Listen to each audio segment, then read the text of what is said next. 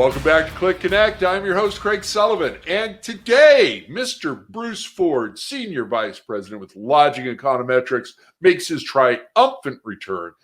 And Bruce just celebrated 25 years at Lodging Econometrics. What a milestone, my friend. Congratulations and welcome back. How are you? Can I join the older set now, Craig? Do I get my membership card? No, you're always young. You're always I can't get young. a membership card? Okay. I'll send you one. I'm doing great. It's a great start to the new year, 2021. It can't get any worse than 2020. So it's good to have turned the page. That's for sure. Yes, it is. Truer words have never been spoken, my friend. I agree with you. Bruce, let's get right into this. Tell us about the hotel development pipeline in the great state of California. And according to Lodging Econometrics report, Los Angeles is second, right behind New York. I'm liking Certainly that. Lots of projects, Craig. And not that all of those projects are on the same development pipeline timeline that they were when they were initially announced. And that's substantively important to note. Most hotel projects delayed somewhere between 6 to 9 months, depending on the scale of the project on their ultimate open date. Some of that was construction moratoriums, some of that is financing, some of that is renegotiation of supplier agreements, lots of different factors. But still, developing in a downturn is always a better idea than trying to develop in an upturn.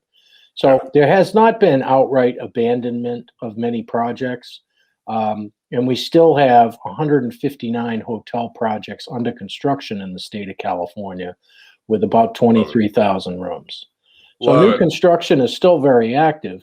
But Craig, what's really interesting is that people seem to be getting ready to get ready. And we have seen an enormous amount of an increase in renovations and conversions. And actually, if we compared renovations and conversions today for rooms under construction, as I just mentioned, at about 23,000 rooms, we have almost 29,000 rooms underway today for conversion and renovation in the state of California.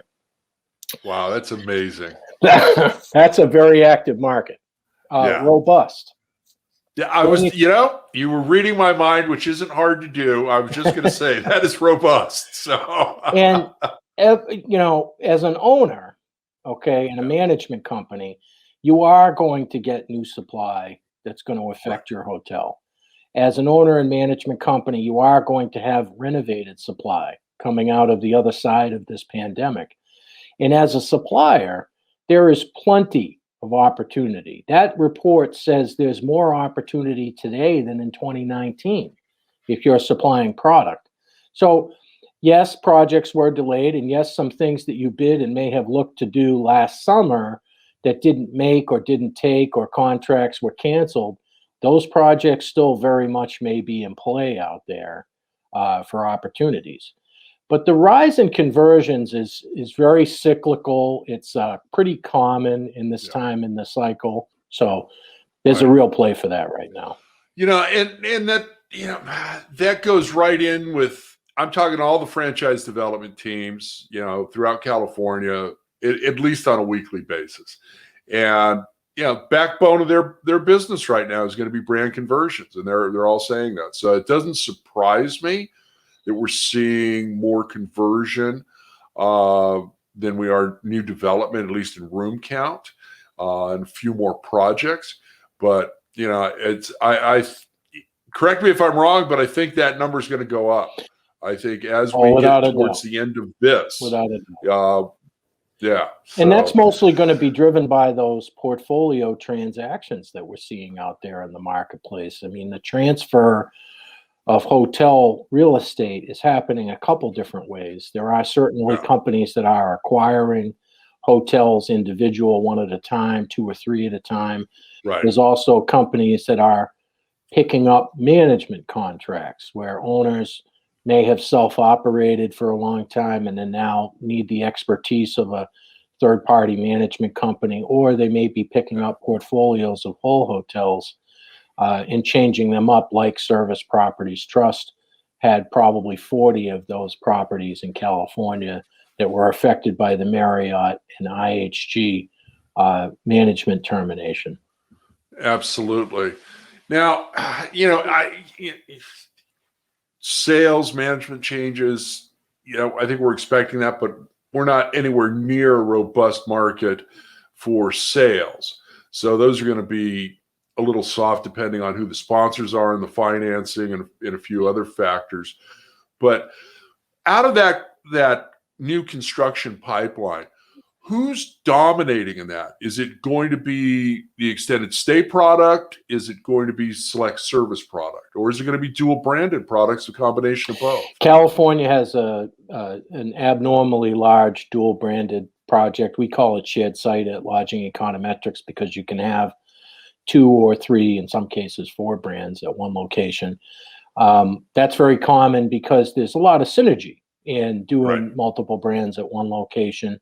From a property operations perspective, you get also companies that will do 3 or 4 different hotels within a given market and create a regional hub of operations too. That doesn't necessarily have to be 2 properties on the same piece of dirt. Then there's synergies to that too. But overwhelmingly, Craig, California still has 70% of their pipeline is still that kind of select service, which has some extended stay aspect in it as well. Yeah. Dominated by upper mid-scale and upscale, for sure. Perfect.